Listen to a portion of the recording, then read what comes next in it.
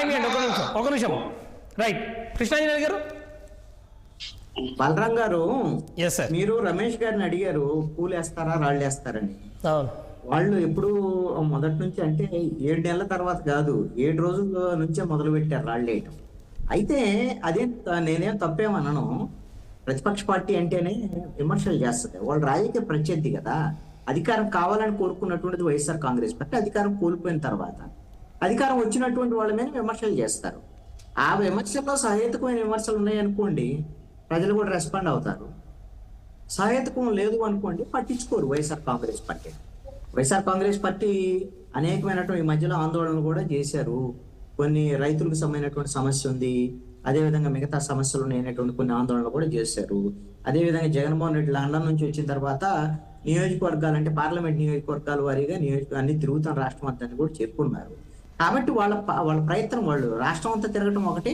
అదేవిధంగా ఇప్పుడు అడుగుతున్నారు కదా జనసేన నాయకులు, అలాగని అసెంబ్లీకి కూడా వెళ్ళాలి. అసెంబ్లీకి వెళ్లకుండా వీళ్ళు రాష్ట్రం అంతా తిరిగినా ఏం చేసినా తర్వాత గౌరవం ఉండదు. ఇప్పుడు వరకు అయితే ఇప్పుడు 2 సమావేశాలు అయినాయి. వాళ్ళు ఏమో టెక్నికల్ గా వెళ్ళారు కానీ మిగతా పూర్తి స్థాయిలో వెళ్ళలేదు. కాబట్టి భవిష్యత్తులో మరి అసెంబ్లీని అయితే అవాయిడ్ చేస్తారని నేను అనుకోను. నెక్స్ట్ అసెంబ్లీ సమావేశాలకు అనివార్యంగా వైఎస్ఆర్ కాంగ్రెస్ పార్టీ వెళ్తుంది, వెళ్ళాలి. లేకపోతే మాత్రం జనం వ్యతిరేకిస్తారు. ఇప్పుడు జనం తరపున మాట్లాడాల్సినటువంటి బాధ్యత అయితే వైఎస్ఆర్ కాంగ్రెస్ పార్టీకి ఉంటుంది. కూటమి ప్రభుత్వము, కూటమి పార్టీలు, తెలుగుదేశం, జనసేన, బీజేపీ కూటమి ఏవైతే ఎన్నికల సమయంలో హామీలు ఇచ్చారో ఆ హామీలతో పాటుగా సూపర్ 6 ఇంప్లిమెంటేషన్, లేదా ప్రభుత్వ ఫెయిల్యూర్స్, అన్యాయాలు, అక్రమాలు, ప్రజల మీద భారాలు, అవినీతి అన్నిటినీ ప్రశ్నించాల్సినటువంటి బాధ్యత వైఎస్ఆర్ కాంగ్రెస్ పార్టీదే. ఇప్పుడు అంతర్గతంగా తెలుగుదేశం, జనసేన, బీజేపీ మధ్య కూడా ఈ విధంగా సమస్యల మీద మాట్లాడుకునేటువంటి సంస్కృతి అయితే ఉంది. ఇది కొత్త వ్యవహారం నిజంగా. ఎందుకంటే పవన్ కళ్యాణ్ కదా మొట్టమొదటి. ఇప్పుడు వైసీపీ ఎట్లాగో వాళ్ళు రాజకీయ విమర్శలు చేస్తారు. డిప్యూటీ సీఎం గా ఉండి పవన్ కళ్యాణ్ లేవనెత్తినటువంటి అంశాలు కూడా ఉన్నాయి కదా. ఇప్పుడు ఆయన పిఠాపురం సభలో మొన్న మహిళలకు సంబంధించినటువంటి భద్రత అంశంలో హోంశాఖ ఫెయిల్ అయిందని పవన్ కళ్యాణ్ చెప్పాడు. చెప్పిన తర్వాత ఇవన్నీ అంశాలు వచ్చినాయి. ఇప్పుడు ఆయన 30,000 మంది ఎక్కడికి పోయారు ఏంటి అని ఇప్పుడు రమేష్ గారు అడుగుతున్నారు కదా. అన్నిటికీ ప్రభుత్వం సమాధానాలు చెప్పాల్సినటువంటి పరిస్థితులు. మొన్ననే ఎన్హెచ్ఆర్సీ కూడా వీళ్ళకి నోటీస్ ఇచ్చింది, ఆంధ్రప్రదేశ్ ప్రభుత్వానికి, పవన్ కళ్యాణ్ కూడా. మీరు అప్పుడు మాట్లాడారు కదా, ఒక 7,000 మంది ఇంకా రాలేదనేటువంటి దాని మీద ఏంటి ఏమన్నా మీరు ఇప్పుడు అధికారంలో ఉన్నారు కదా, సమాచారం ఉందని ఎన్హెచ్ఆర్సీ కూడా అడిగింది. చెప్తారు. పవన్ కళ్యాణ్ కూడా డిప్యూటీ సీఎం గా హోంమంత్రితో మాట్లాడి, ఏదైనా సిఎస్ తో రివ్యూ పెట్టి, పోలీసులతో రివ్యూ పెట్టి అవన్నీ చెప్పాల్సినటువంటి బాధ్యత పవన్ కళ్యాణ్ మీద ఉంటది. చెప్పేంత వరకు రమేష్ గారు అడగాల్సిందే, మనం కూడా డిబేట్లు పెట్టాల్సిందే. అదేమి పవన్ కళ్యాణ్కి వ్యతిరేకమేం కాదు. పవన్ కళ్యాణే ప్రభుత్వాన్ని అడుగుతున్నాడు కదా, వాళ్ళు హోంశాఖను అడుగుతున్నాడు కదా. మీరు ఫెయిల్ అయితే ఎట్లా, హోంశాఖ ఫెయిల్ అయితే మహిళల మనకు భద్రత ఇవ్వలేకపోతే మనం ఎందుకు మన ప్రభుత్వము అని ఆయనే కదా ప్రశ్నిస్తుంది.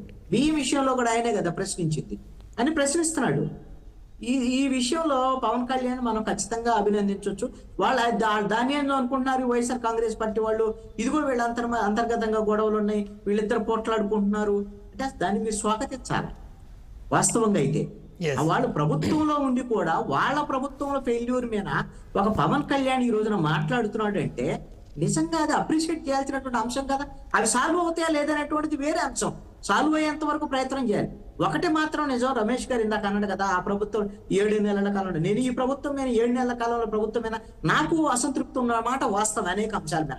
కానీ వైఎస్ఆర్ కాంగ్రెస్ పార్టీ ప్రభుత్వంతో పోల్చినప్పుడు, 5 ఏళ్ల ప్రభుత్వంతో పోల్చినప్పుడు చాలా విషయాల్లో ది బెస్ట్ గా ఉంది. ఇంకా చాలా చేయాల్సినటువంటి విషయాలు ఈ కూటమి ప్రభుత్వం చేయాల్సినటువంటి అవసరం. వాటి మీద రమేష్ గారితో పాటు నేను కూడా నాకు చేతనైన వరకు నేను కూడా ప్రశ్నిస్తాను.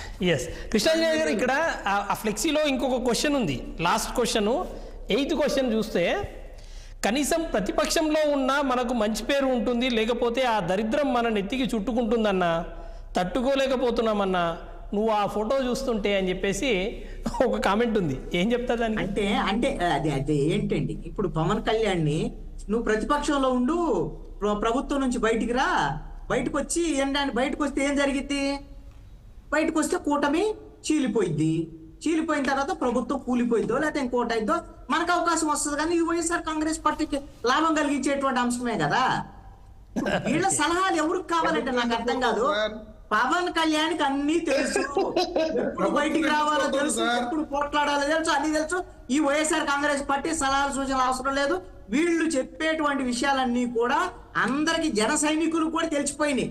కాబట్టి ఇప్పుడు పరువు పోగొట్టుకునేటువంటి పనులు వైఎస్ఆర్ కాంగ్రెస్ పార్టీ చెయ్యకుండా ఉంటే మంచిదనేది నా ఉచిత సలహా. Yes, yes, ఇదంతా ఎందుకో చెప్పనా, ఆల్రెడీ ఇప్పుడు నెంబర్ 2 పోయాడు, రేపొద్దున రాజ్యసభ సభ్యులు రాజీనామా చేయబోతున్నారు.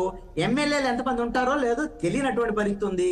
ఇప్పుడు డిఫెన్స్ లో ఉన్నటువంటి వైఎస్ఆర్ కాంగ్రెస్ పార్టీ దాని నుంచి డైవర్ట్ చేయడానికి ఎంతో కొంత వీళ్ళని ఇదంతా కొంత డైవర్ట్ చేసేటువంటి ప్రయత్నంలో భాగంగానే వచ్చిన ఫ్లెక్సీలు. దీని వెనకాల వైఎస్ఆర్ కాంగ్రెస్ పార్టీ మాత్రమే ఉండటానికి అవకాశం ఉందని నేను కూడా నమ్ముతాను. రైట్, ఓకే, ఏమైనా రైట్. మన డిబేట్ క్లోజ్ చేయాలి. ఒకసారి రమేష్ గారు ఫైనల్ ఒక మాటలో చెప్పండి, ఏం చెప్తారు?